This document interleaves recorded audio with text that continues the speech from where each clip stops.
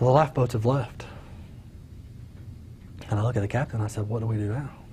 So the decision was made to try to launch a life raft. At that point, there were several more explosions, large, intense explosions. And I remember grabbing a girl and a young man by the shirts and backing them up against the wall.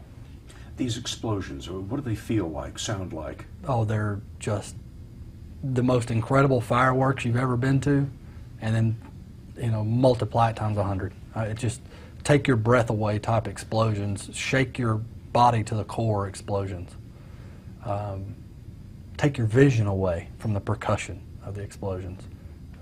Very intense. And I remember grabbing that girl and telling her to go, and her making a step or two, and then there went the life raft.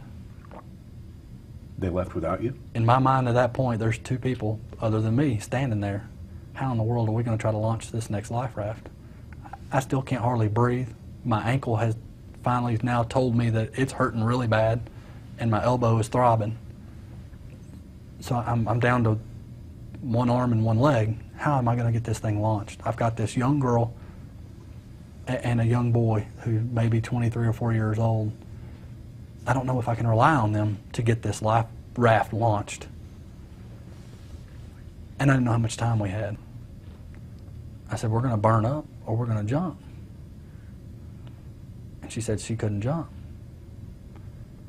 I remember telling her, if you don't jump, I'm going to throw you. We have to get off of here.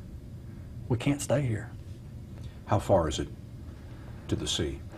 Maybe 90 feet, 100 feet. It's a long ways. At